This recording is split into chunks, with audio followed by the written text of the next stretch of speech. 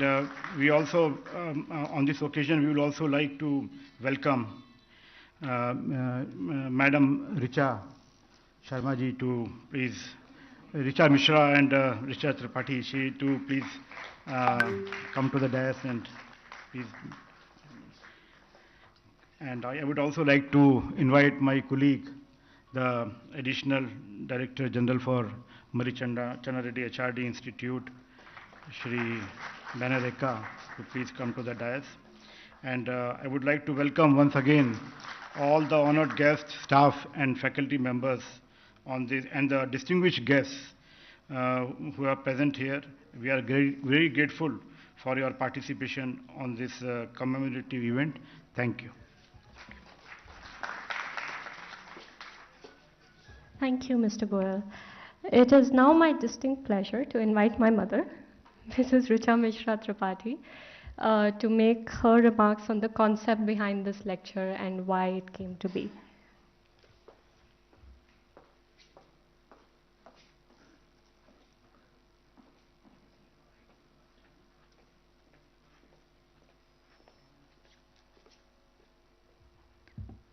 Good evening, everyone.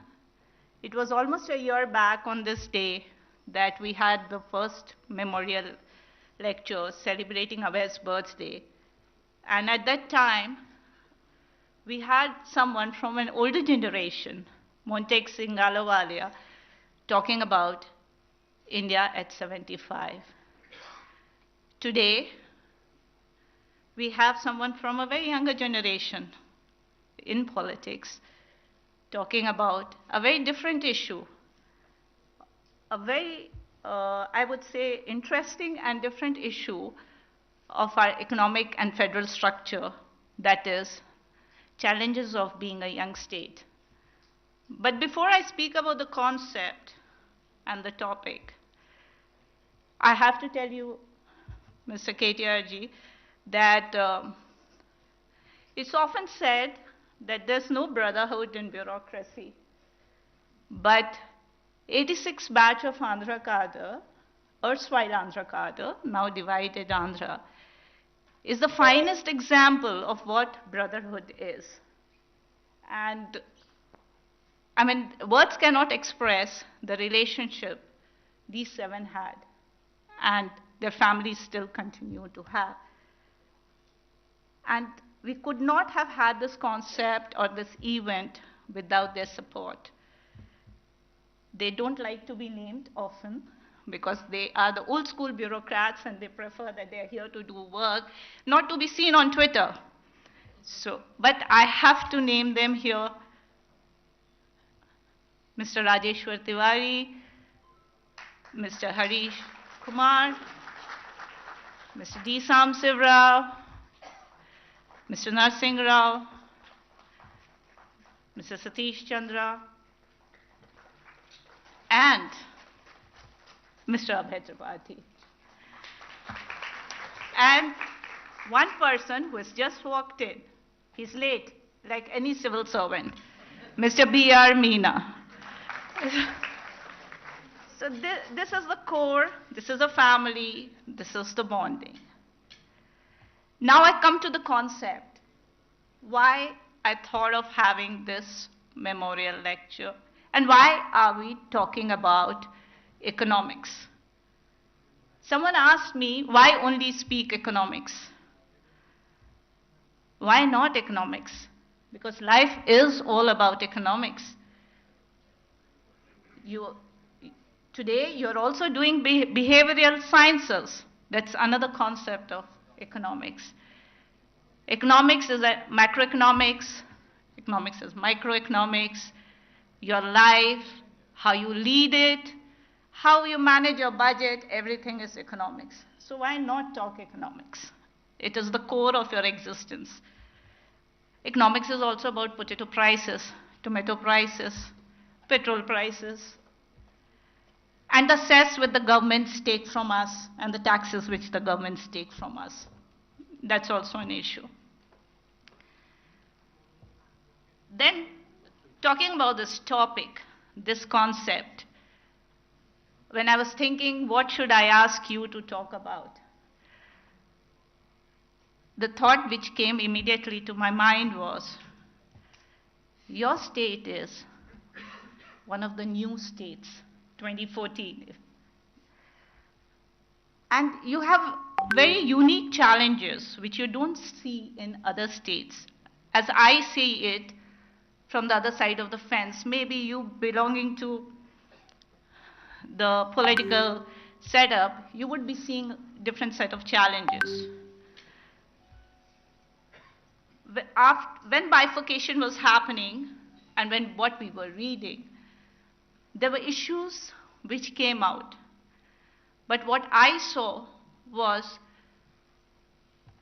how do you deal with the challenges of migrants?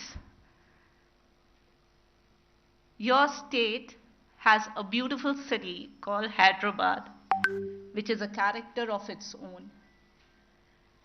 The character of your city challenges other parts of your state. Hyderabad alone is, if I'm not wrong, the major revenue generator for your state. So how do you create that balance? And sir, I'm also a migrant who's happily settled in your state. And I love your state and I love Hyderabad. There's another unique character of Hyderabad. Why it has become so beautiful today, vis-a-vis a Mumbai or a Bangalore. The reason being, the migrants here own the city. They feel comfortable here. They feel owned here. So comes the issue. When the bifurcation happened, there was a fear of image. How do you maintain the image, the character of this place, which was the core? The next thing which came to forefront, a bit of it still continues, is the sibling rivalry. I say sibling, so you may not agree. Andhra versus Telangana. Now, the way these two states are divided, it's again very unique. You're not divided on the basis of language. We speak the same language. We are the same people. But then still there's a sibling rivalry. There are issues, there are challenges which continue. How do you deal with that? That would have been a challenge for you. The third is, again, I would be corrected if I'm wrong, you're a landlocked state. It is only this much of capital investment that you can get in Telangana. And I must compliment you here that your government has done a wonderful job. The amount of investments that are coming in here. Agriculture, agri and allied industry is the core for you. There again, there are certain issues and challenges which you face. Irrigation, we keep hearing and we keep hearing people talking about. These were some of the thoughts which came into being. If these were not enough, you have a larger challenge, center versus state. That's the beauty of our federal structure, our democracy, center versus state. And particularly when you have a different political power ruling at the center. How do you deal with it? How do you negotiate? That's another challenge.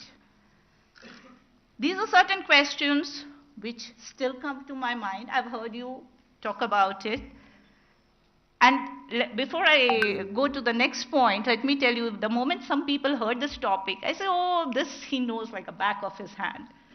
He will just, so he said, yeah, we'll wait. We want to hear him and we want him to answer our questions. So these challenges do come forth time and again. Again, another beauty of a federal structure, as I would say. So your state has coal, your state has power. Still there are issues in that segment which continue. Your state can boast of services as a prime sector. You are doing it, you are pushing it. But then sometimes it looks like it's a one-man show. One man is pushing it. How much is it being taken ahead is what we would like to know. Your state is also seeing industrial investments in certain sectors.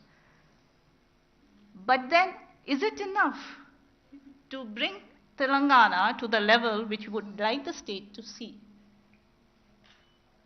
These are the questions which come immediately to my mind. And I know everyone wants to hear you rather me. So I would not go on it. But I had a personal question before I wrap and tell you the whole concept and why we're doing it. How does it feel like a professional to become a politician and get lesser remuneration? It's all about remuneration today. You have left a lucrative job and you're a politician by choice. You haven't come in because there was a family pressure or a parental pressure. And if I got you right, you in fact told us once that you were asked by your father, stay away.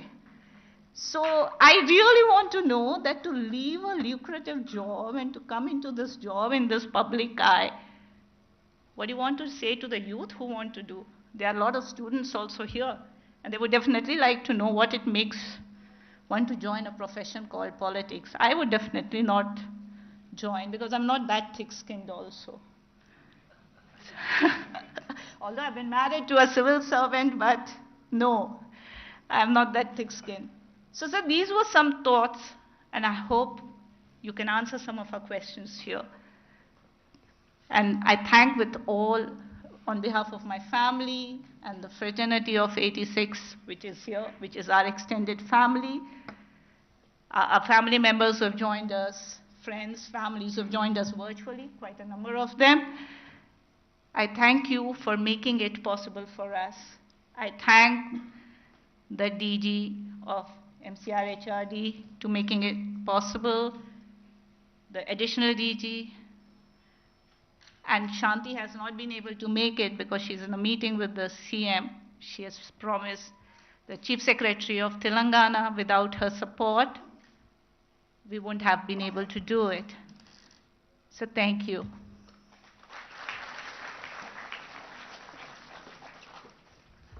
Thank you, Mother. Before I invite the Minister to speak, if I may request everybody to turn their phones to either flight mode or to mute, just as a housekeeping announcement. And now to turn to our VIP guest, Mr. KT Ramarao, Minister for Industries and Commerce and Municipal Administration and Urban Development, Government of Telangana. As a young migrant myself to this state, sir, very keen to hear your speech, please.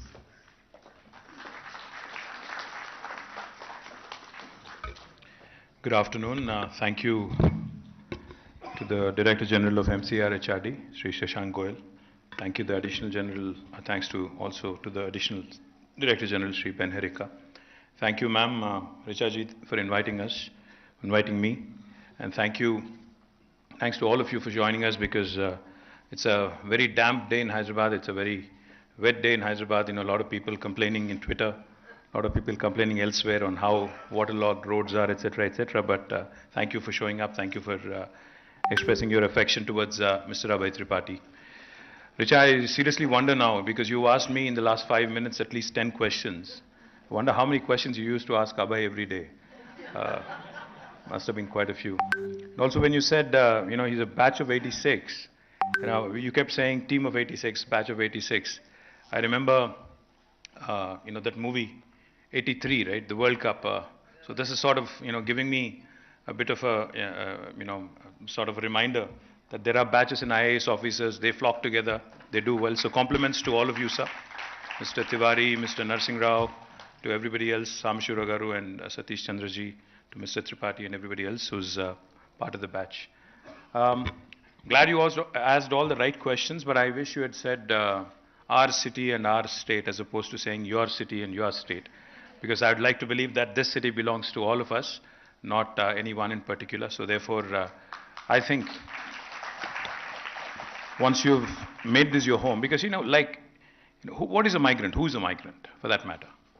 I mean, my father has migrated from Siddipet to Hyderabad. Mr. Tripathi has migrated probably from the northern part of India, from Uttar Pradesh, or I'm guessing Ujjain, Madhya Pradesh, Ranchi, so northern part of India. So the thing is, I mean, end of the day, if you look at the Hakiki Hyderabadis, the original Hyderabadis, the true blood, the true blue Hyderabadis who were born, raised here, versus anybody who's moved here, I think majority of them, in fact, would be from outside of this city.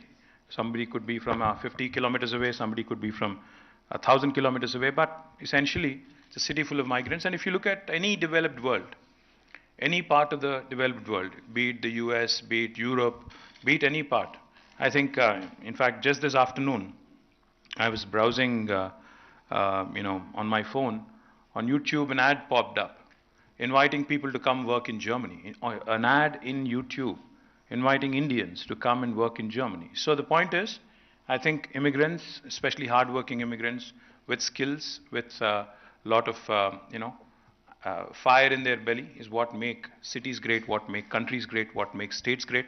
So I can't thank enough to all the immigrants who have come here, made Hyderabad and Telangana their home, and who have contributed immensely. Thank you, and I think they deserve a big round of applause before we begin. So, Richa said, why not economics? When she called me and when she invited me to this lecture, I said, economics, how am I related?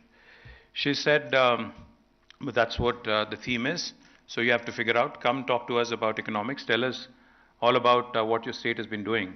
So, I thought to myself, good economics is good politics, and being a good politician, I thought I'll take this as an opportunity to present to you this case of Telangana, which I call the most successful startup state of independent India. Because since 1950s, since independence, in fact, after 1947, there have been a number of states that have been formed. After the first State Reorganization Commission was constituted back in early 50s, and after the first set of states were formed on linguistic basis in 1950s, since then, till now, till 2014, number of new states have been created. Most recently, if you have to look at this millennium, starting with Uttarakhand, Jharkhand, Chhattisgarh in 2001, and in 2014, Andhra and Telangana. So in this millennium itself, we've had 5. In the last one, we've had the remaining states. So altogether in India right now, we have 28 states.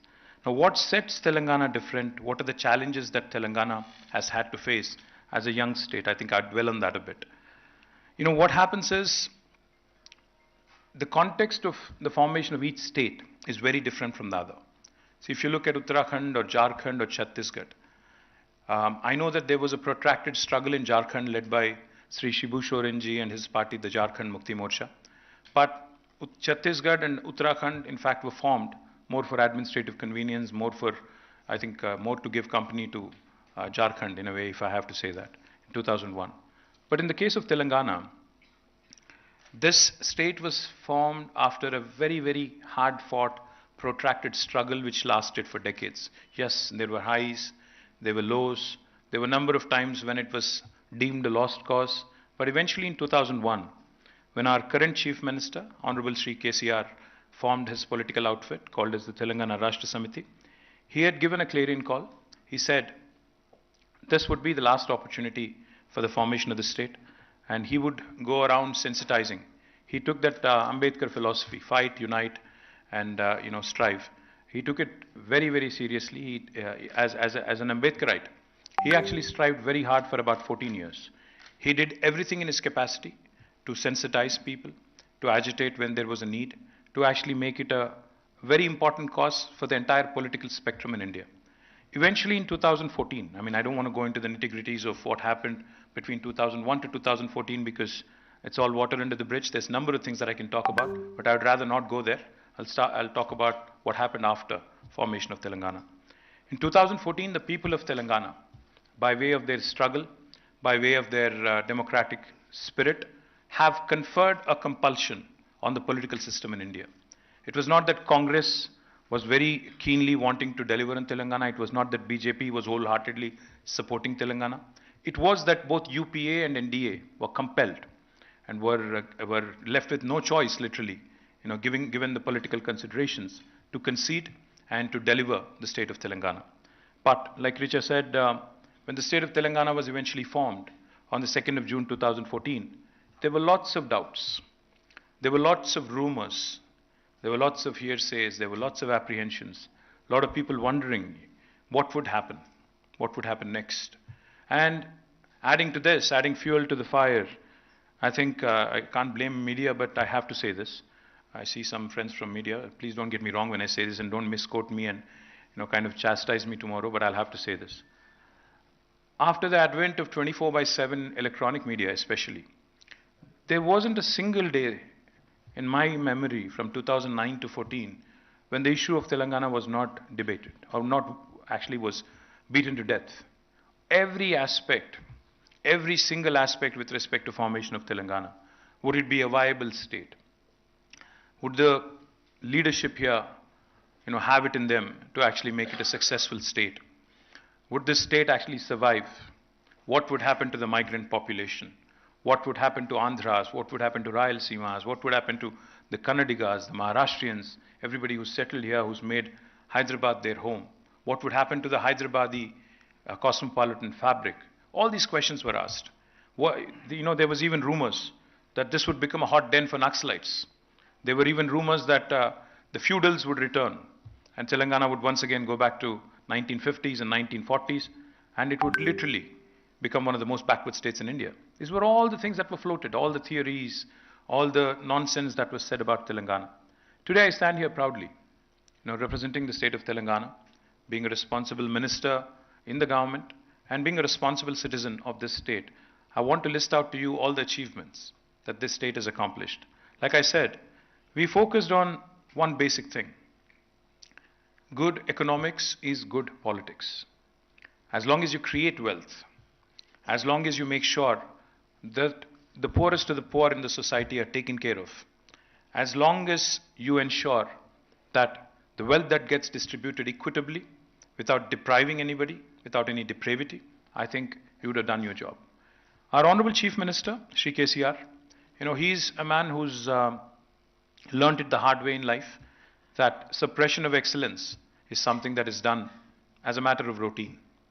He's had to fight his way up all along his life. He's never had anything which kind of helped him politically, meaning, especially in the politics, because you said politicians have thick skin, you also said bureaucrats have thick skin, so I have to kind of refer you, to that comment of yours. Yes, you have to develop a thick skin to survive in this. Unfortunately, whether we like it or not, there is a lot of mediocrity that you have to put up with. Unfortunately, whether I like it or not, there are a lot of legacy processes, legacy issues in place which I can't simply negate or overlook or eclipse and say that, I can dispense away with that. You inherit them. These are challenges that you inherit. But end of the day, I think what matters is how well you work. In the case of Telangana, coming back to the challenges of being a young state. In the case of Telangana, when it was formed, the expectation of the people of Telangana was sky high. What happens is, a Chhattisgarh or a Uttarakhand where the people weren't fighting or were wanting a state versus a state of Telangana where people were actually giving up their lives. We had young students immolating themselves, setting themselves up in fire, trying to make a point. We've had a gentleman called Yadi Reddy who traveled all the way to Delhi to commit suicide in front of Parliament. So this was an emotional battle. This was not a simple statehood battle. This was a battle where each and every person, who was fighting for the cause, took it to his heart, her heart, and actually really staked everything to make it happen. So what happens essentially when that is the mood prevalent? The expectations are high. So when we started as a young state, our Chief Minister said, the tagline of the movement for the state was justice in water resources, justice in fund allocation, and justice in employment. Neelu, Nidhulu, Niyamakalu, in Telugu if I have to put it. So this was the fundamental thing that we focused on.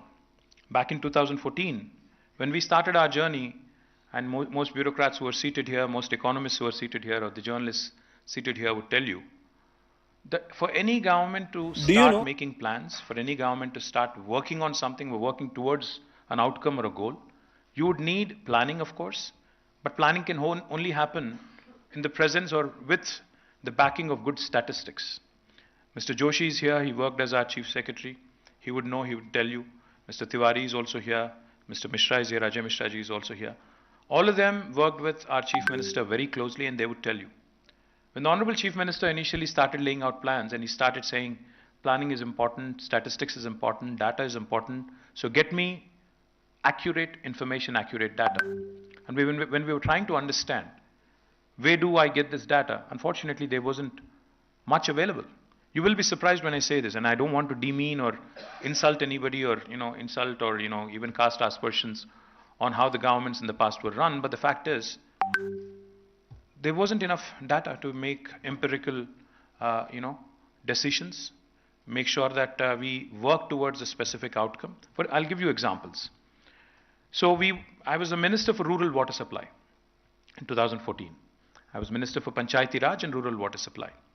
So Honorable Chief Minister decided that we will become the first state in India, because he had done this in his constituency, Siddipet, back in late 90s. He had provided a potable drinking water connection to each and every home in his constituency. Almost, I think, about 50,000-60,000 households. And this was late 90s. So he said, if I could do that as a legislator in Siddipet, why can't I do the same thing as a Chief Minister across the state of Telangana? So he wanted me to get the data on the pipes laid in the rural, setting, in the villages, number of overhead service reservoirs built, when were they built, which year were they built, the number of pipeline laid, what shape are they in, when were they laid, is there like a map, is there an inventory, etc., etc. So I sat with my team, my engineering department, my engineering chief, and the entire rural water supply department.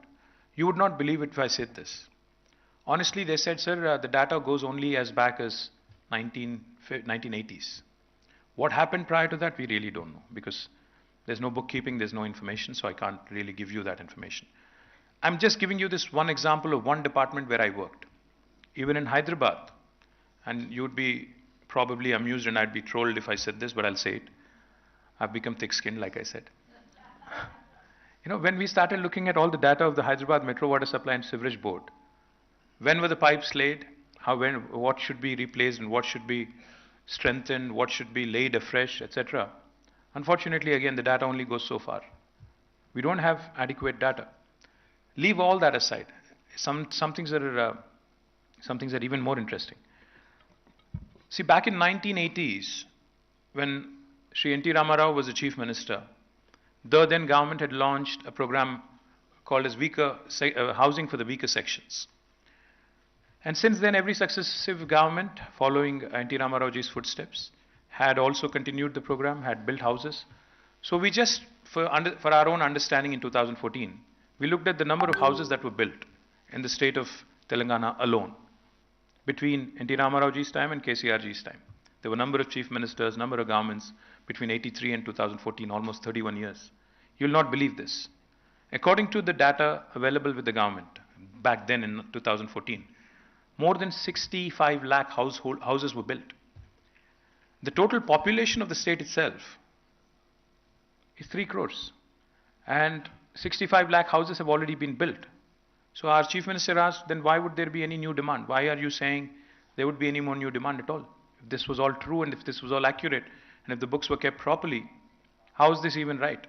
So just to give you examples. So all of this was the situation when we started our journey in 2014.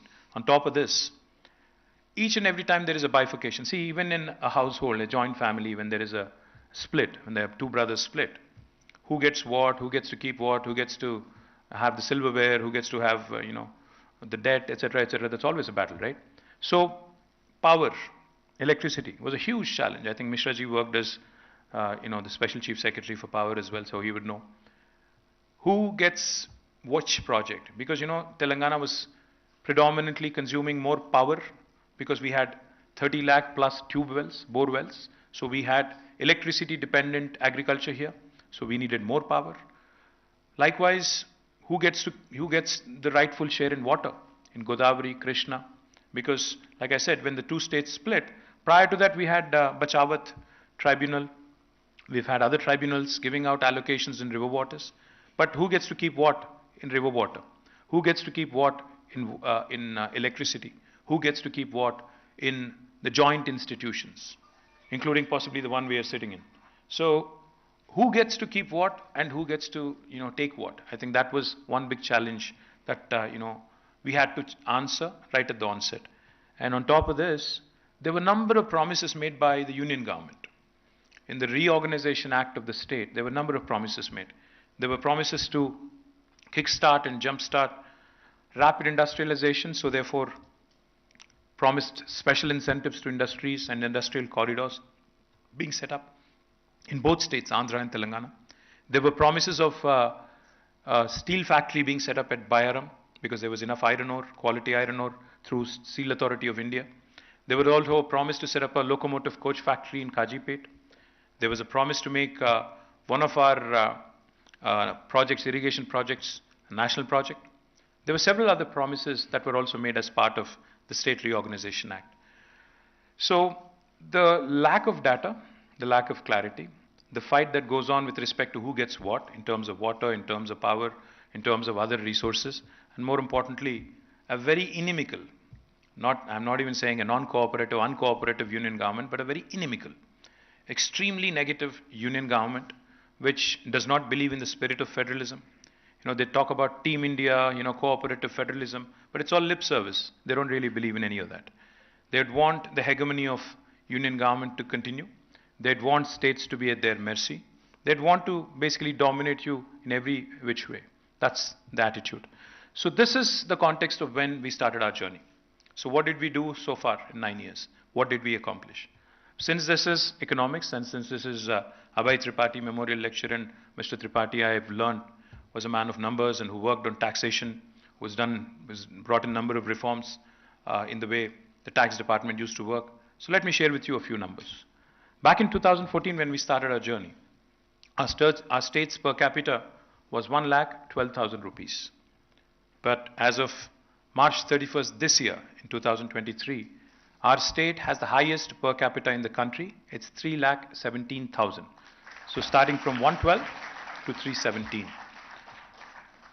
The gross state domestic product of the state of Telangana back in 2014 was 5,05,000 crore. Now, as of March 31st this year, it is 13.27 lakh crore. Highest growth for any state in India.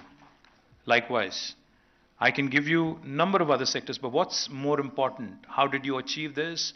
How did this happen? Why are other states not doing it, etc., etc., are the typical questions that we keep running into. We stuck to the fundamentals. We focused on getting our basics right. We started our journey as a power deficit state. We had only 8,700 megawatts of installed capacity in the state of Telangana. Today, I'm proud to share with you, we have more than 18,000 megawatts of installed capacity, and it is going to grow up to almost 26,000 megawatts come next year. So we have started our journey as a power deficit state, but today we are a proud power surplus state, and eventually will be supplying power to other deficit states in days to come, years to come. Not only power, water. There is no other state in India which has done the kind of work that Telangana has done in water. Now, water, as we all know, is the elixir of life. It empowers everybody, irrespective of who you are. Today, why do we not find any habitation on Mars? Lack of water. Had there been water, I'm sure there would be real estate guys selling plots on Mars and Moon as well. I'm serious. I'm sure there are some people who are already doing that, because Telugus are now dominating Texas as well. I just came off a meeting from a guy from Texas. He was telling me that in Dallas we have 900 Indian restaurants and Telugus are literally ruling the roost, and we are doing real estate all over Texas as well. Water is the elixir of life. It really is what survives humanity. It really is what helps a city grow, a state grow, and a nation grow.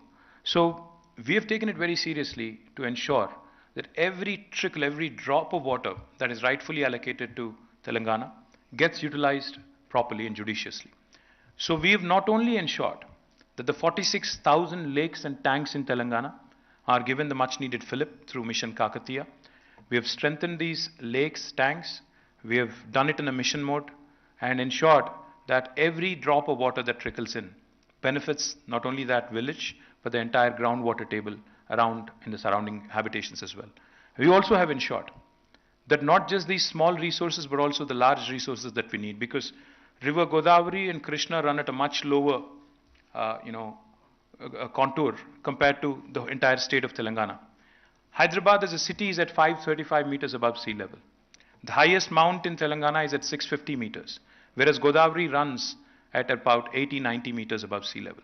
So the only way we can actually, use this water and bring this water to our barren fields is by way of lifting them through multiple stages. That's exactly what we have done. People talk about China. People talk about Three Gorges and how well the Chinese work, how quickly they move, how quickly they get things done, etc., etc. But it's unfortunate that not many of us know. And I would appreciate it if you actually Google after you go home, or even now if you want. You can Google and you can just type in the world's largest lift irrigation project. It is in Telangana. The project is called Kaleshwaram, where we lift water from 80 meters above sea level all the way up to 618 meters. Now this project alone provides water for irrigation, water for farmers to about 45 lakh acres. It provides for drinking water needs of Hyderabad. It also has 15% earmarked for industrial consumption. And this is literally a lifeline for the entire northern part of Telangana. Likewise, we have another project ongoing called as Palamuru Rangareddy lift irrigation. Now this is another lifeline for the entire south of Telangana, southern Telangana, which reeled under tremendous drought, which reeled under tremendous distress, and which was actually a sort of a synonym for migration of workers, Palamuru especially, Mahbubnagar especially. But today with Palamuru Rangareddy lift irrigation, which almost has reached now the final lap, and we are looking to ensure that this project gets completed in the next few months, probably by October. Once that is done, you would see water flowing to about 12.5 lakh acres of land for one crop cycle if you take it, and if you take two crop cycles, it would be 25 lakh acres. Just to give you numbers again, since this is economics. Back in 2014, our total agriculture produce, we have our agriculture secretary also sitting here, Mr. Raghunandan Rao.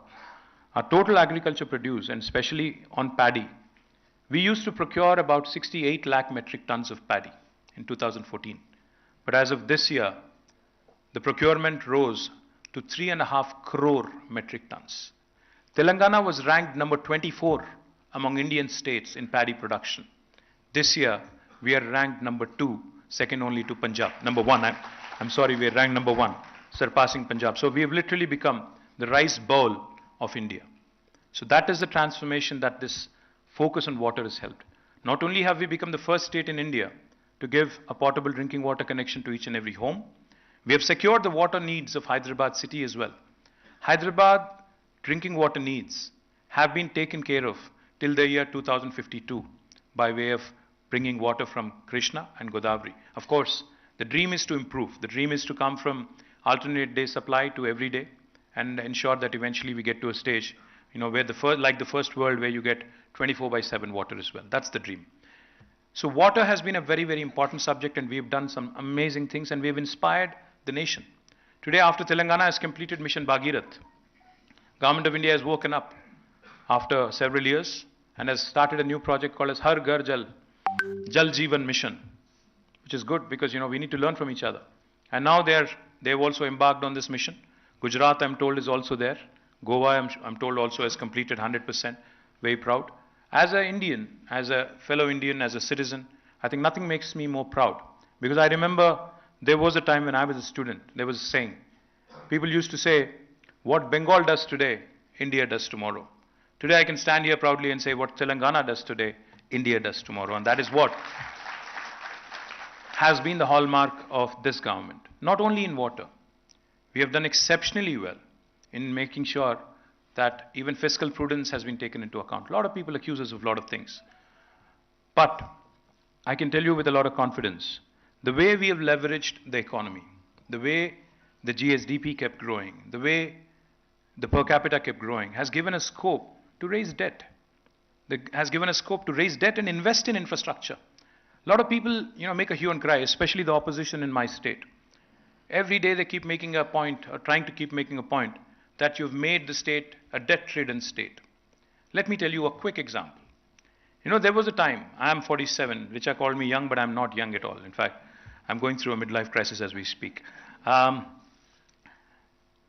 was a time in my prior generation, or in my father's generation, so if I have to put it more succinctly, where the thinking used to be, even if you're a bureaucrat, the thinking used to be, by the time I retire from my service, I should be able to have a house in Prashasan Nagar or wherever you can afford, and maybe build a house.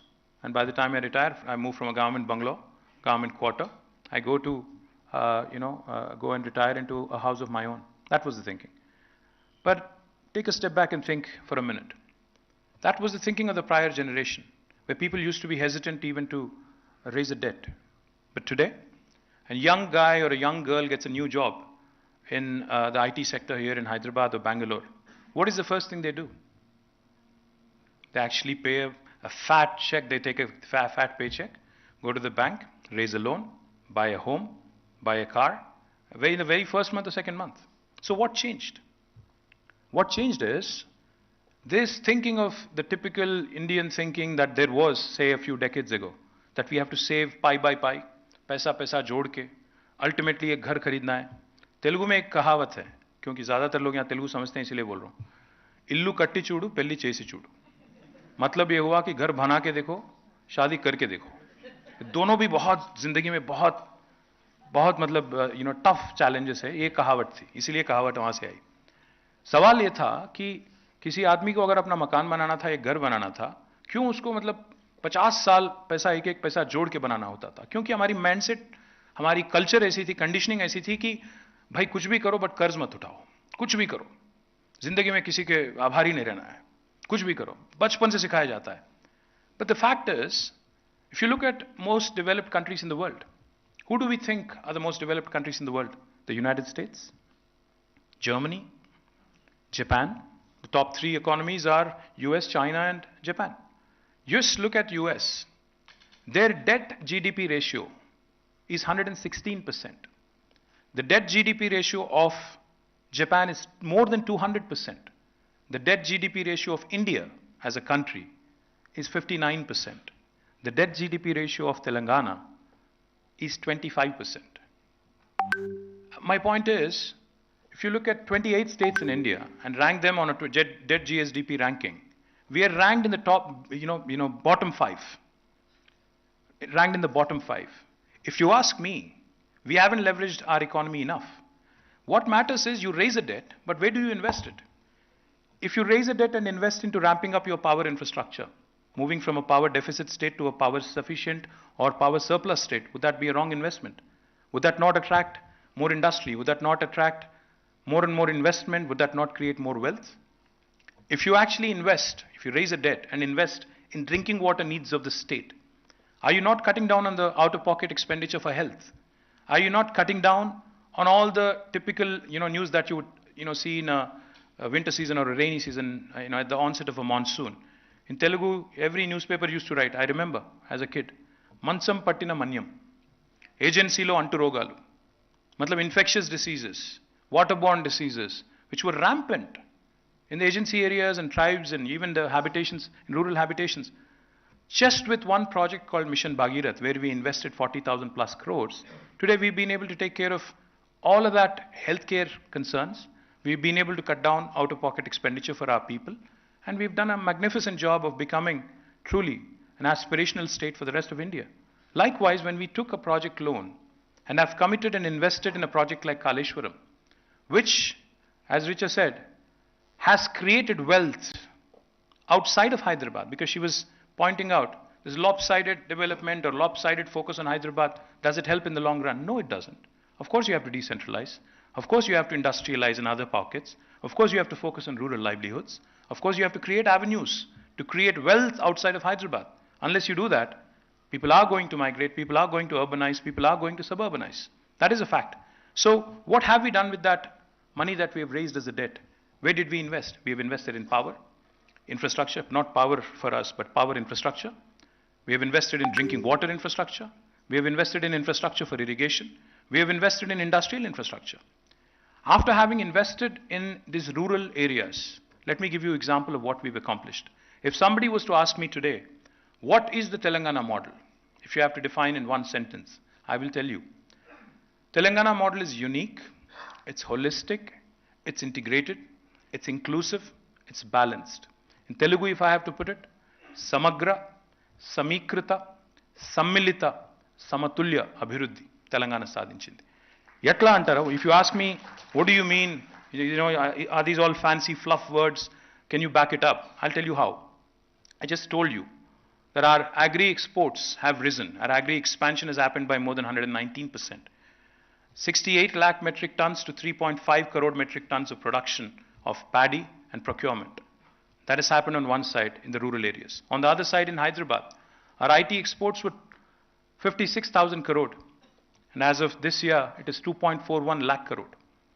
The number of people working in technology in Hyderabad was 323,000, 3,23,000.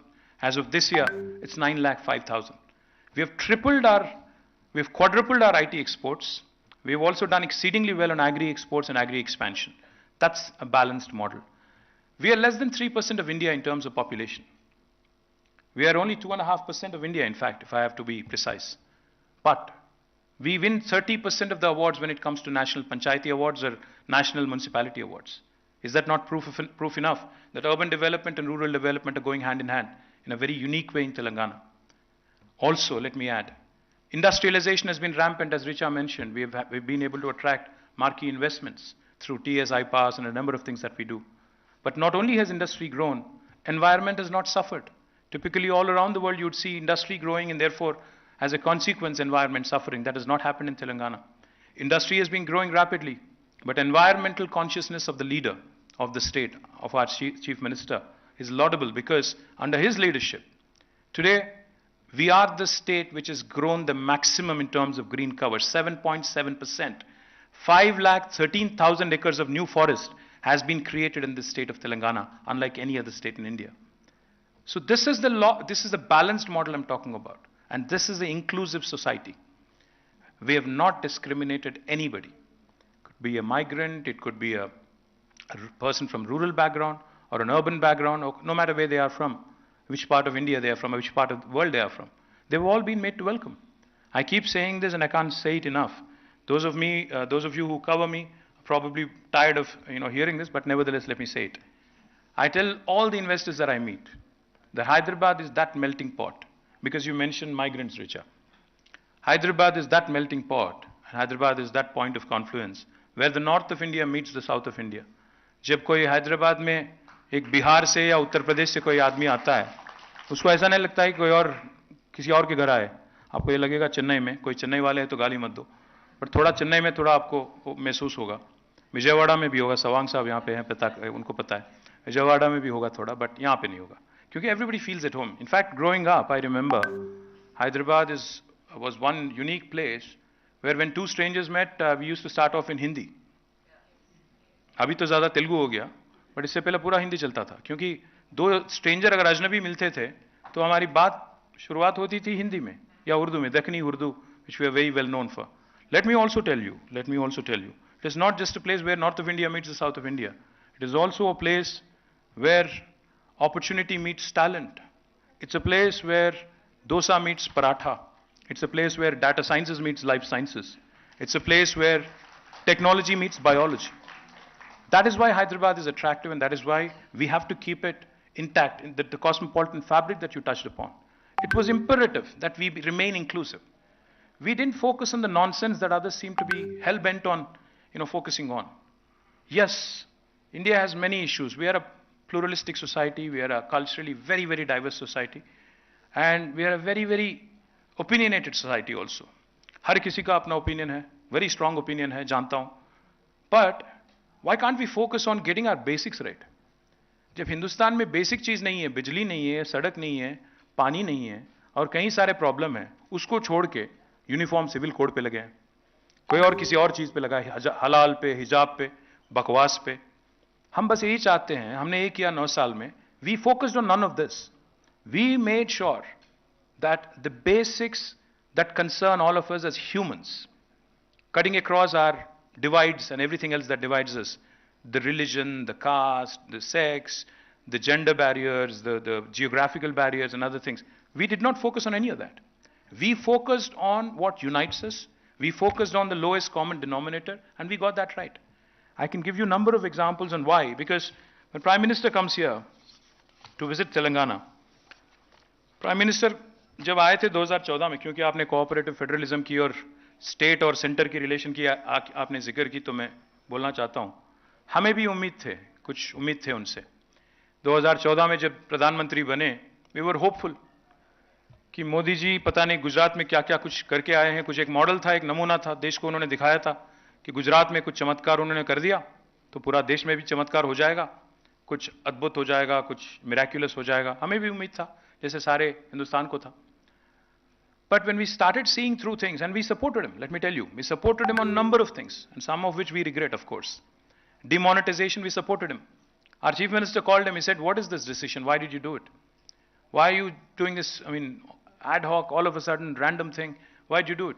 He said, हमें संपूर्ण क्रांति की तरफ चलना है, मुझे digital इस पे चलना है, और मैं आपको उम्मीद देता हूं कि मैं काम करूंगा. This was what he told our Chief Minister. So we supported demonetization. When he said one nation, one tax, we supported him. We supported him on a number of other things. When he made Venkaiah Naidu ji our Vice President, we supported him, we voted for him. We voted for President Ramnath Kovind as well. हमने तो उनका जितना मदद करना था उतना किया, but उन्होंने क्या किया? एक नया राज्य जो बना तेलंगाना, इसको ना सिर्फ एक बार भी, मतलब he has not even kept one promise that was made in the act, in the parliament. Not even, those promises that have been made, but even the recommendations made by a planning body like Niti Aayog, unfortunately have been completely rejected and negated. Niti Aayog has made a categorical recommendation saying Mission Bhagirath is a fantastic program and that needs to be supported by Government of India. So please grant a sum of rupees 19,000 to the state of Telangana, 19,000 crore to the state of Telangana. Prime Minister and his cabinet did not heed to that advice. Then Niti Aayog also recommended that Mission Kakatiya is a brilliant program. Please allocate and give a grant of rupees 5,000 crore. Again negated, not a single word of appreciation. Prime Minister तो बोलते बहुत हैं, बोलते हैं मन की बात में काफी कुछ बोलते हैं, वोकल फॉर लोकल बोलते हैं, काफी कुछ बोलते हैं, बट पता नहीं क्यों, बट ए परफॉर्मिंग स्टेट को रिकॉग्नाइज नहीं करना चाहते हैं फॉर पेटी political considerations, I presume. When his own state in India, of which he is the Prime Minister, builds the world's largest lift irrigation project, this Prime Minister does not have the dignity to compliment the state for its brilliant efforts. Now what more do I say about this Prime Minister and this government? So we have no hope of this union government, and we certainly will take them on, and we will ensure that he is voted out at any cost in the next election at the hustlings. Having said that, we did not depend on the union government, or we did not depend on any of their endowments towards the state of Telangana. We have struggled, we have endeavored, we have moved on. We did not look at them at all. In fact, that's why, let me give you a few examples of what we've accomplished. In fact, we are the best rural development model in India with 100% ODF plus villages. Only state that can boast of this. Again, first state to have provided drinking water to all homes and inspired Jal Jeevan mission. We are the state in India that has completed the world's largest lift irrigation project, Kaleshwaram project. We're the first highest paddy producer in India now, surpassing Punjab, moving from 24th rank to first rank. And now let me also tell you something that might be staggering for those of you who are not connected to the technology world. Last 2 years in a row, we have surpassed Bangalore in creation of technology jobs. Last year, out of the total technology jobs created in India, this is not my data, this is NASSCOM's data. You can cross-check, you can verify. Out of the total technology jobs created in India, 33% were from Hyderabad, followed by Bangalore. But this year, it's even more impressive. Out of the total tech jobs created in India, 44% of the jobs were created from Hyderabad and Telangana. Literally, 1 in every second job that is created in India comes from this brilliant city and brilliant state called Telangana. Let me also tell you, highest green cover growth in India for any state, 7.7%, creation of 5,13,000 hectares of new forest. We are also a top contributor to India's GDP. In fact, like I said, we are 2.5% of India's population, but our contribution to GDP is 5%. We literally punch double our weight. कभी-कभी एक बार मैं देखता हूं कि निर्मला सीतारामन जी आके आती है, आके बोलती हैं कि हम देने वाले हैं, हम दे रहे हैं, हमने ये दिया, वो दिया. बहुत दुख पहुंचता है. क्योंकि if you go look at the constitution, India is a union of states. And when we have this representative of a federal government coming here and telling us कि हमने आपको कुछ दे दिया, जैसा कि आपने हमें कुछ भी किया, ऐसा कुछ दिया, एक फकर के साथ, एक गर्व के साथ जब कहते हैं, बहुत गुस्सा भी आता है, बहुत ठेस भी पहुंचती है. क्योंकि fact is, Telangana gives more to the country than it gets. For every rupee that we contribute, we get only 46 paisa back. And when we point this, we are called बहुत सारे name calling होती है, उसमें मैं नहीं जाना चाहता, but बहुत सारे चीज बोलते हैं. The fact is, we contribute more to the nation than what we get back from Delhi. Let me also tell you, we are ranked number 3 in India on the ease of doing business. We are certainly the best state with the best industrial policy in India. We are home to India's largest textile park, the Kakatiya Mega Textile Park, by the way, which inspired PM Mitra recently. हमने 2017 में चालू किया था Kakatiya mega textile park, और भारत सरकार अभी उठ के आई नींद से और पीएम मित्रा उन्होंने लॉन्च किया, अच्छी बात है. We are vaccine hub of the world. We produce 1/3 of human vaccines. We produce 900 crore vaccines from Hyderabad. Prime Minister साहब बोलते रहते हैं बीच-बीच में कि India is a pharmacy of the world, but he forgets to mention the word Telangana and Hyderabad. उनको याद नहीं आता, but मैं याद दिलाना चाहता हूं कि 40% pharmaceuticals भारत के हैदराबाद से आते हैं, और 33% of vaccines in the world also come from here. We are the second largest renewable energy producer in India. From a mere 50 megawatts, Ajay Mishra ji will know this well. In 2014, we now produce more than 5,000 megawatts of renewable energy. And if you look at us by land mass, we are the number 1 state in India with respect to renewable energy. We are also the state which is the only state in India which is going to have a medical college and a medical hospital, a government super specialty hospital in each and every district in the country. And this, again, with zero support from Government of India.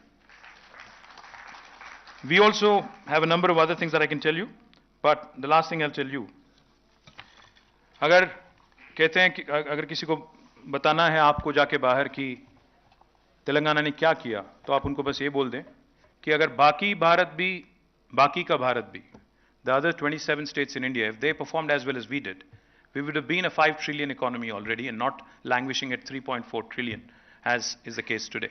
So all of this has happened despite COVID, despite the challenges of being a young state, despite many things that were working against us, including an inimical union government. But I'm proud that, our state has done well. But I'm not going to make a tall claim and say that, we've matched the US or Japan or any of these first world countries. We have a long way to go. But certainly, relatively speaking, we are the best performing state in India, no matter what parameter you look at. Education, health, any social development indices, any parameter that you take, we are the best performing state. And I'm a proud partner in the growth story of this state. And I hope and I pray that, the lecture that is being organized today in memory of Shri Abhay Tripathi, and for all of those who have attended here, I hope this was informative. I hope this was a few things for you to pick up and probably spread the good word. Thank you. Jai Telangana.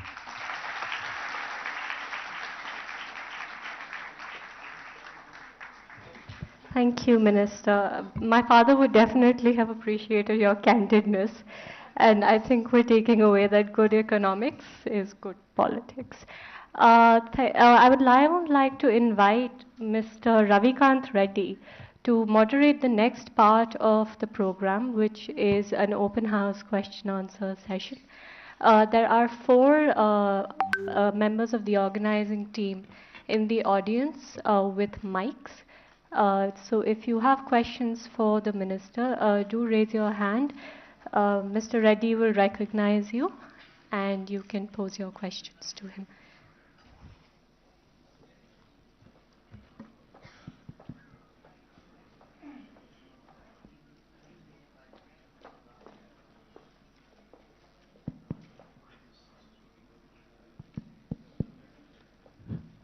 Yeah, good evening, ladies and gentlemen. Thank you, Minister, for the wonderful lecture. Minister has just 30 minutes because he has an urgent meeting to attend. So we'll take questions from the audience as well as people who are watching us online. Before that, I would like to start with an anecdote. In 2006, I was covering a program at Arts College as a reporter. It was a Telangana agitation, a program related to Telangana agitation. And there were lots of guys sitting on the stage. I was just one among the audience. And when I turned back, there were a lot of people hanging around one handsome young man sitting in the audience. And when I asked who was that, there was something, then they said he's son of Mr. K. Chandrasekhar Rao. And nobody knew him at that time. So I just went and introduced myself. I said, sir, I'm Ravikant Reddy from the Hindu. I just gave my card. In fact, I wrote a small piece also in the Hindu at that time. That how Mr. KCR's son has entered into Telangana politics. But he could have sat on the stage itself on that day, being the son of Mr. Chandrasekhar, who was leading the agitation. So that was, being a young man, though he has just revealed his age as 47, he was 30 at that time. He's still young and is the leading light of the youngest state in the country. Thank you very much, sir. And we'd like to take questions from the audience first. The minister actually, I always see him in bluish and grayish colors because maybe he likes that color. So we'll take a question from any lady who is wearing that color to start with. Anyone? Yeah. Ready, sir. Yes, sir. Any lady? Yeah, I think, yeah, she's, please. Thank you so much for that. After this state economics lecture, I'm going to get a home economics lecture because you said, ghar dekho and shadi karke dekho. My mother made eye contact with me. So thank you for that. The trick when you speak in front of your parents is always never look their way. Always look the other side. I couldn't avoid. But a very intriguing question that you've actually raised in your speech was vis-a-vis center-state relations. And I'm very curious to sort of understand the center-state relationship vis-a-vis finances and public finances, because here's the thing. State development also is a high revenue contributor to the sort of state exchequer of India, and not necessarily GDP, and that obviously looks at India's development. And I'm very curious to understand if there is sort of state policy that you would sort of take on to develop center-state relationships, or you think that it is something that the center should take on and involve as a part of their political agenda. Well, thank you. Great question. If I understood it correctly, is it audible? Yeah. If I understood it correctly, I think, when Prime Minister Modi, before 2014, as we all know, he was a successful chief minister of 3 consecutive terms from Gujarat. A lot of times in digital world, what happens is your past really catches up with you. So what happens is when Prime Minister Modi, when he talks about something vis-a-vis a state or an institution, typically my team and a lot of other teams also dig up what he had said when he was the chief minister. So for instance, today you see the governors interfering in a big way, especially in non-BJP states. The governors literally have become an impediment to growth. That's what they've become, the hurdles. You send a bill from a democratically elected assembly in the state, governor gets to sit on it forever without any valid reason or no rhyme, no reason. Prime Minister Modi, when he was the chief minister, said, Sarkariya Commission ke sifaris amal karo, or active politician ko kabhi politics mein mat ghasito. But what happens in Telangana? The BJP president of Tamil Nadu, till today, becomes the governor of Telangana next day. What happens as a result? Politics will also spread to Raj Bhavan. Raj Bhavan will start working as an extension. And when this happens, the acrimony that typically tends to come in is but unavoidable. Having said that, there are occasions, when we have to raise above petty political considerations and basically stand up, with the union government and, give them the much needed support, etc. For example, what happened yesterday in Manipur was horrible, horrific, and anybody who has a heart or, who really feels as a human was put to shame, and we had to hang our heads in shame. These are occasions when you would want to shed any ambivalence and stand with government of India. Say, also there are sometimes, there are tensions on the border. You would want to stand with them and say, okay, we as Indians, India comes first. Of course we ought to do that. there are earthquakes, natural disasters. So we all have to raise above petty political considerations and work with them. But same spirit also has to be exhibited by Government of India. See, the fundamental thing we all need to understand is, Bharat है क्या? 28 राज अगर है तो कुल मिला के भारत है. ऐसा नहीं है कि मोदी साहब के लिए कोई और राज है. He is administering the same country that we are all living in. So the same state that is being administered by Sri KTR as the Chief Minister, Modi ji is also the Prime Minister of that. So the fact is, the stronger the states are, the stronger the country is. The more you empower them, the more you decentralize, the more better it is. But also it is a fact that, you know, each person, जब मैं ये सब कुछ बोल रहा हूँ, decentralize करो, ये करो, वो करो, अगर मुझे ले जाके वहाँ बिठाओ, तो मैं भी शायद बदल जाऊँगा, मैं भी बोलूँगा पूरा centralize करो. शायद it's a role problem and not the person problem. But if India has to grow, if India really has to move up and, you know, achieve that first world ambition that has been laid out so explicitly by every Prime Minister, I think we have no choice but to confine our elections to a certain window. एक साल politics करो, 4 साल economics पे ध्यान दो, तब जाके कुछ काम होगा, वरना नहीं होगा. Okay, the next question. Thank you, Ravikant Reddy sir. This is Dr. Ramesh Kanniganti.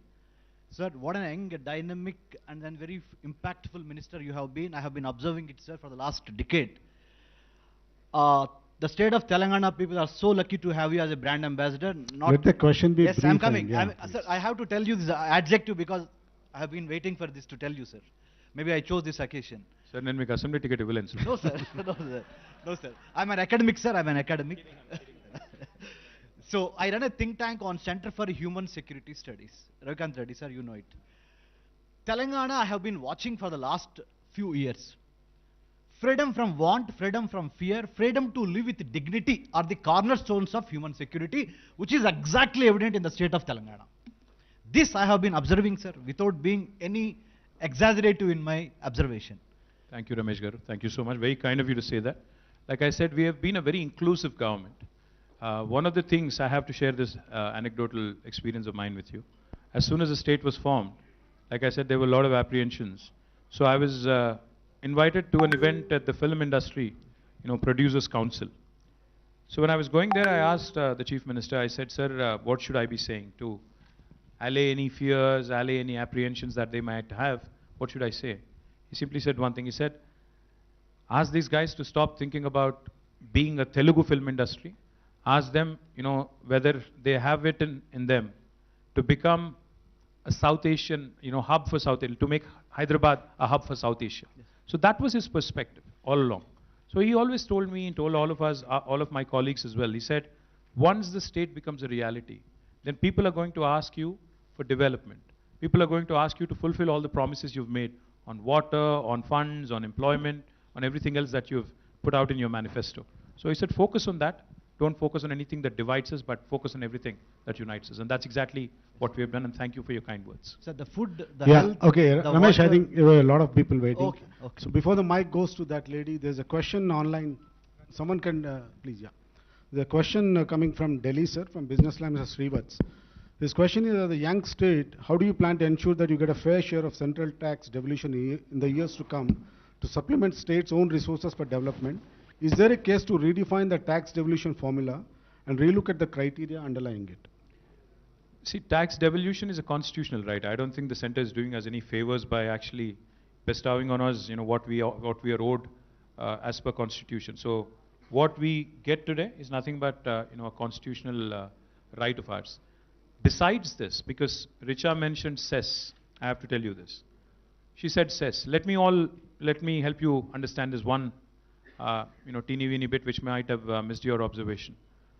Back in 2014, when Prime Minister Modi took office in Delhi, the price of crude oil per barrel, let me remind you, was about $100. But the price of petrol was about 70 rupees.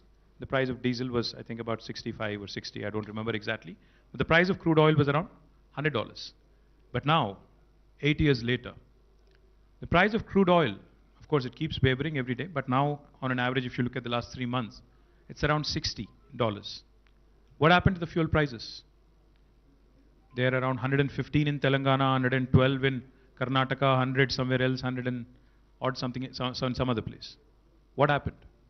What happened is, Government of India came out with this 2 additional cess, additional excise duty, and a cess that has been imposed on us. And let me tell you, we do not get anything out of this cess. The states are denied their rightful share.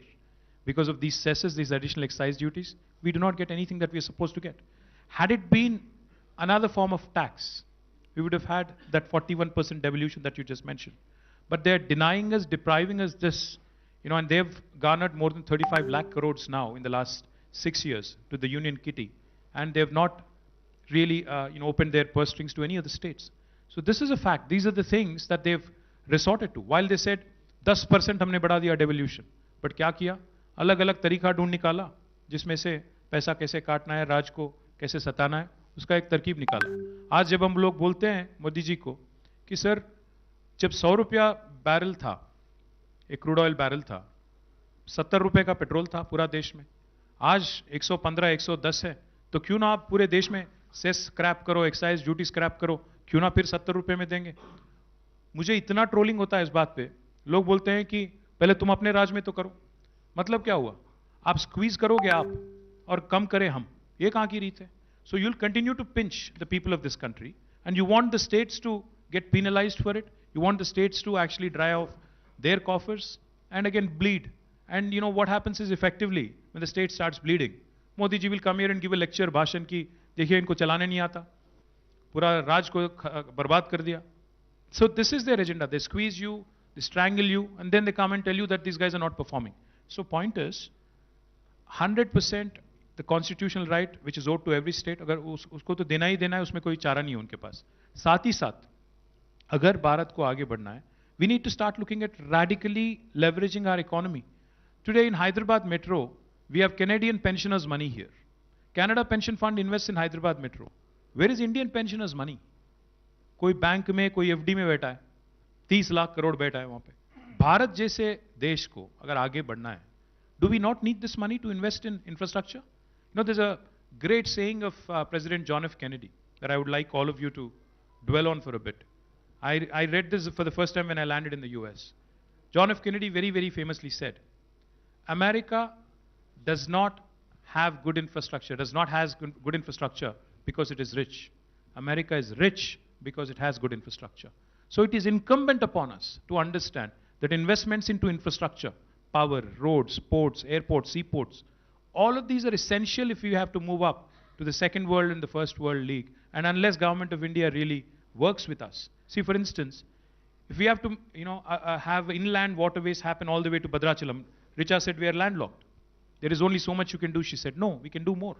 We can bring a vessel all the way up to Bhadrachalam, to the border of Telangana, provided Union government facilitates and works with Andhra and Telangana governments and invest together. We can actually reduce the transportation cost. We can create more industries. But can this happen with Prime Minister Modi?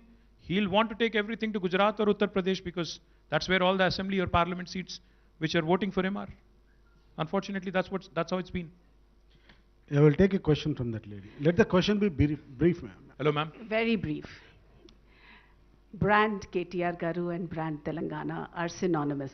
Thank you, ma'am. Whether it is 1 minute, 5 minutes, or 45 minutes, it's always a privilege to listen to you. Kind of you, Having said that, I work in public health, and I have seen how a flood was monitored, including switching off the electricity. The poles were monitored, and the last mine was taken care of by the state so that nobody got electrocuted. The question from you is, or you didn't touch on the communications that you did present throughout Telangana. You didn't touch on what you have done for youth and skilling in Telangana. Would you want to share that? Absolutely, ma'am. Great question. But because Richa gave me only 40 minutes, I figured I'll squeeze in as much as I can. See, we also created an institution called as TASK in Telangana, called as Telangana Academy for Skills and Knowledge, through which, in fact, on the 8th of July, we celebrated the World Skills Day as well. Unfortunately, I missed the event. But this institution has been working superbly because we've trained so far more than 800,000 kids. And we work with number of colleges, we work with number of training partners. Because, a lot of our youngsters, no matter where they come from, which part of Telangana or India they come from, or even Andhra they come from, they do have the information, they do have the knowledge, the wealth of information that is required. But when it comes to presenting it, the soft skills, the communication skills, that's where they typically lack. So we've sort of set this up as a finishing school, and it has been doing really well. But of course, there's plenty more to do. In fact, one of the things I firmly believe is, in life, especially as it gets more and more competitive, the only way you can stay up to date and relevant is by skilling, reskilling, and upskilling. And that applies to all of us, bureaucrats, politicians, students, employers, employees. I think all of us, unless we upgrade ourselves, unless we upskill ourselves, there's no choice. So we are constantly looking to partner and create more centers of excellence. We're in the process of setting up a life sciences university. We're also in the process of setting up an aviation university, nascent stages, but we'll also do that. We're also in the process of setting up a university focused on sustainable mobility. So all of this, education plus skill building and capacity building is something that we have tried to do as much as we can, but there's plenty more to do, I assure you, and we'll stay focused on that. Thank you, ma'am. We'll take a question from Pooja, who has come all the way from Delhi. Can someone pass on the mic to Pooja? Have I hurt your Delhi sensibilities? Not at I all. hope I have. Not at all. Congratulations, Minister, on being a very high-performing state. I have to confess, I didn't know as much about your state, so your lecture has been very informative for me. My question is that you very rightly have a lot of, let's say, complaints against Delhi and the treatment given by Delhi and basically the central government to even high-performing states such as yours. From what I understand, you said that it is probably the nature of center-state relations that leads to something like this. It isn't the personality, because you said that if you were in this position, perhaps you would also be sitting from there. I think the position changes. One is what I was going to. Right. So my question is that given you're such a high-performing state, given additional resources which are your due, which you should get, can help you perform even better and do more for your people, is there, and perhaps there are more states who have similar concerns, do you see scope for or need for some sort of an institutional platform for the states to get together and take up issues with the center? Because just waiting for an electoral cycle to be completed and change faces, or perhaps hope for a coalition where regional parties or smaller states have more voice and bargaining power, an institutional mechanism may work. Now, traditionally, we have had certain institutional mechanisms and people have had issues with them, rightly so. They have not lived up to the expectations. There's always scope for improvement, etc. But given what you have described, without even the central government support, you've done a lot. You can perhaps do a lot more. What is the solution to this other than just waiting for an electoral cycle to perhaps create scope for a coalition government where you get a more political voice? Well, there's a word in Constitution called as tyranny of majority. Sometimes what happens is when you have a brute power, you have bulldozing numbers in Parliament or GST Council, you just get bulldozed. And bulldozer राज का तो आपको जानते हो, दिल्ली में आप हो तो आपके एकदम बगल में चल रहा है. तो बुलडोजिंग मेजॉरिटी जो आज हिंदुस्तान में है, कभी का एक बार शायद वो अच्छा नहीं है, क्योंकि हम लोग पहले से ये मानते थे कि coalition governments probably are not stable, so therefore they are not right. So, one party getting full majority may be a good thing, but looking at what's happening 9 years in India, even before that, if I may add, not just 9 years, but even before that, I'd like to say that one party which has always had complete majority has not been able to deliver justice for everybody, so to speak. I'll give you 2 examples. Hyderabad is one city which has got a number of defense public sector undertakings, including President Abdul Kalam. He worked here for 12 years as part of the missile development program. And there's a number of institutions. Even current advisor to government for Minister of Defense is Dr. Satish Reddy, who's also from Hyderabad. So when this concept of defense industrial production corridor was being mooted, the defense minister then was Nirmala ji. So I approached the union government with a lot of hope, saying, ma'am, Hyderabad and Bangalore. Bangalore is where HAL is, a number of other institutions are, and Hyderabad has a number of such institutions. So to give much needed boost to the existing ecosystem, this would be an ideal location. She said no. I said, no मतलब कुछ बात करेंगे आप या चर्चा करेंगे, ऐसा कुछ होगा, कोई बैठक बुलाएंगे, कुछ होगा? She said, no, the decision is already made. I said, on what grounds? She said, we have made the decision, the Union Cabinet has decided. I said, where is it decided? She said, Bundelkhand. I said, what the hell is there in Bundelkhand that you want to go and set it up there? She said, what do you mean? I said, yeah, what is there? Is there like a factory? Is there a defense public sector undertaking? What is there that you would want to attract the world to Bundelkhand and set it up, other than the fact that they have number of parliament seats which are voted for BJP? What is there? She said, no, no, no, these are not political considerations. You have to understand, you have to look at the bigger picture.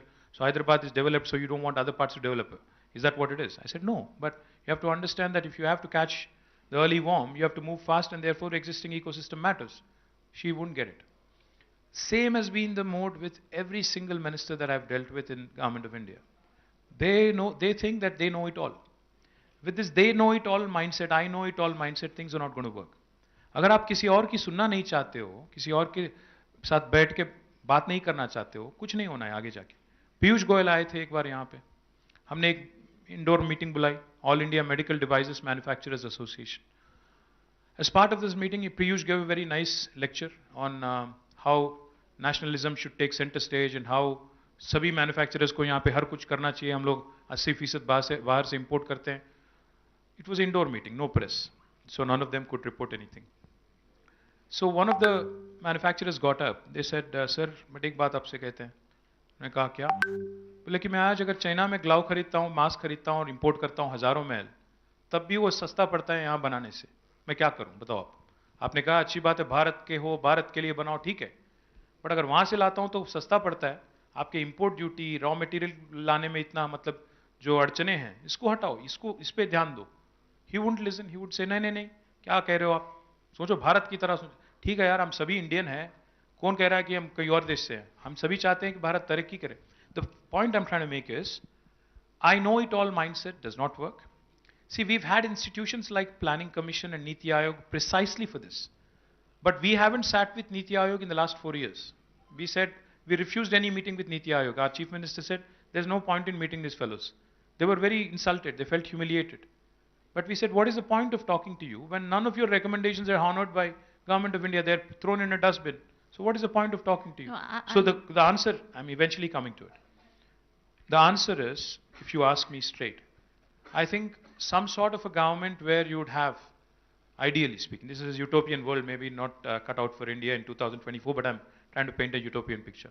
Maybe having experts from various fields come in, who will raise above petty political consideration and look at, do a SWOT analysis of India and say, Telangana क्या कर सकता है, आंध्रा क्या कर सकता है, महाराष्ट्र का strength क्या है, गोवा का स्ट्रेंथ क्या है, इस पे प्ले करो और जो स्किल जिसका है उसके लिए उसको एक कंसिडरेशन और उसके लिए कोई पार्क बना रहे हो तो वहां दे दो. जहां स्ट्रेंथ है वहां ताकत लगाओ, रिसोर्स लगाओ, क्योंकि कम रिसोर्स है. तो अनलेस ऐसा एक माहौल बने where SWOT analysis done for the entire country and we play to our strengths and we also offset our weaknesses by way of leveraging our existing resources. But I don't think that is going to happen anytime soon. So whatever I just said will remain on paper for a very long time. If I may just follow up, Yes, my point was, I'm fully sensitive to each and everything that you have said. My point only was that, what should be the mechanism to carry out exactly this conversation that you're saying, because the current mechanisms are not working. The current institutions, as you said, the Niti Aayog, the GST Council, floor of House and Parliament, all of that is not working. Cabinet is not working. So one solution seems to be for there to be a coalition government in the center. But it may again become it may get hijacked by exactly the same kind of interests that currently work. The coalition is no guarantee against majoritarianism. So is there scope for the southern states or any states to come together and for them to create an institution? Because Niti Aayog, etc., all center created institutions. अगर southern states साथ आएंगे ना, कल से हमें label दिया जाएगा कि हम लोग देश से अलग होना चाहते हैं. So let me put it differently. We have to be careful about that. So let me put it differently. Let me tell you one thing. I know, I understand what you're saying. There is a huge, and I'm presuming you're a journalist, Pooja, so, and all the journalists here are going to hate me for saying this. The media in this country has lost its spine. There is no way the media in this country is able to question the Prime Minister or his government, unfortunately. और दूसरी बात, there is a heavy information vacuum in this country. मुझे कभी का एक बार एक समाचार लेने के लिए, एक न्यूज़ लेने के लिए 4-5 न्यूज़पेपर पढ़ना पड़ता है कि है कहाँ न्यूज़ यार। एक पेपर पढ़ोगे तो बोलेगा वो कि कुछ और हो रहा है, दूसरा बोलेगा न्यूज़पेपर कम हो गया, व्यूज़ पेपर ज़्यादा हो गया दूसरी बार। तो इसीलिए the only instrument that I depend on today is social media, because that has become sort of more democratic. So I think crowdsourcing of ideas is not such a bad idea. If I was given an opportunity, I would certainly do that. In fact, in my current role as well, even this morning, one commuter from Hyderabad texted saying, or tweeted saying, boss ऐसा करो कि तुम लोग citizen awareness groups बनाओ, citizen volunteers को add करो. I take up suggestions. I try and do that as much as I can in the limited time that I have. But I hope and pray that government, whoever is in government in 24, will also have the wisdom. It will dawn on them. I hope it dawns on them to also be democratic, to also be, crowdsourcing ideas from no matter where they come from, which corner of India, and pick up on best practices. शर्माने की क्या बात है? अगर तेलंगाना कुछ अच्छा कर रहा है तो पिकअप करो, और कोई और कुछ अच्छा कर रहा है तो हमें बताओ कि गोवा ने अच्छा कुछ किया, तेलंगाना आप भी करो. ये बड़े ब्रदर, बिग ब्रदर वाला काम जिसको करना चाहिए ना, वो नहीं कर रहा है. वो बिजी है बाहर घूमने में. तो इसीलिए उनको कभी का एक बार इंडिया भी वापस आना चाहिए, काम करना चाहिए, और ग्राउंड लेवल काम करना चाहिए. Sir. Okay, we have just time for one question. Okay. So maybe this young man can take this. Sir, I am Arvind. We are the MES batch going the foundation course here. I am from Bhimavaram. I have seen many of my people migrating from there to Hyderabad for businesses. Though we are the #1 state in ease of doing business, had from 3 years back. So can you tell it in your words that what made the Hyderabad so welcoming to them? So I'll tell you one thing though. See, Andhra has its own strengths. Telangana has its own strengths. Richa alluded to sibling rivalry. We have no rivalry with Andhra. In fact, I wish the very best for Andhra because they are my sister state. Without a question, I hope and pray they do as well as we do. In fact, in some counts, they actually do better than us as well. See, Andhra has its own strengths. When I say its own strengths, they have a huge coastline. They have a number of maritime ports. They have a large number of towns which in fact, in Telangana we don't have. We have a Hyderabad, but you have number of other towns. For example, you have Rajahmundry, you have Tirupati, you have Kurnool, you have Kadapa, you have Vijayawada, and I can go on this, Vizag, of course. So all of these tier 2 cities that you have are a huge asset to you. I'm very confident that the current government and the previous government and whoever is running the government in Andhra, they've done their best, and I'm sure they'll continue to do their best. And Hyderabad, like I said, is not just for people of Telangana. Hyderabad will continue to remain an India city. In fact, our ambition, our Chief Minister's ambition, is to make Hyderabad a global metropolis. So if I have to make it a global metropolis, I can't say I'll shut my doors to people from Bhimavaram or Rajahmundry or Kodad. You have to have everybody come here in search of opportunities. But as long as you're able to provide the same opportunities elsewhere in a decentralized fashion, it works well for all of us, is what I would like to believe. I would like to add one more line, sir. Yeah, I think just one more line. So time is running out and the minister has to go. I envy that you got enlisted to the Telangana during the asset allocations. Sorry? I kinda envy that you got enlisted into Telangana during the asset allocation. I was born here, so I wasn't enlisted. Still, you are welcome here. Thank you, appreciate it. Okay, thank you. And before, sir, I would like to take some objection to the minister's statement on media. Media gurincha? Yeah, and so I request him to read the Hindu. ఏమన్నాను నేను తప్పేమన్నాను మీరు వాస్తవాల్ని వాస్తవాలుగా రాయట్లేదు వార్తల్ని వార్తలుగా రాయట్లేదు you should also see మేము ఇన్ని మాటలు పడతాం రోజు మీరు ఒక్క మాటకే ఉలికి పడితే ఎట్లా అప్పుడప్పుడు మీరు కూడా తట్టుకోవాలా మాతో నిలబడాలి one last thing and as I conclude this session and just a minute if you could all settle down please, we just have a quick token of our appreciation we would like to present to the minister. I would like to invite Mr. Benhur Eka also on stage.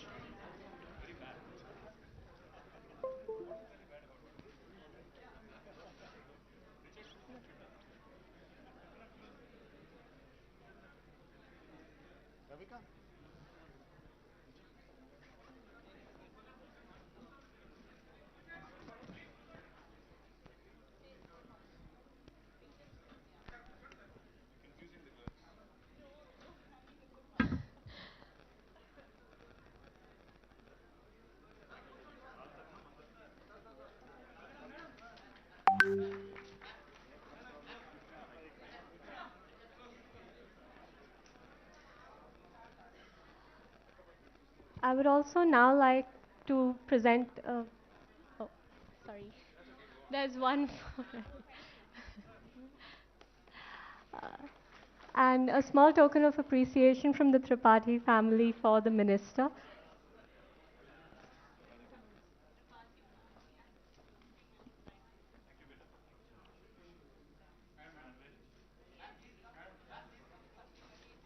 So this is done by Mr. Ravikant, cartoonist from the business line.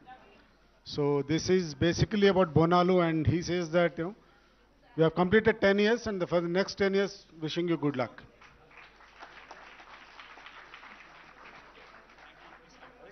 Ravikant, come.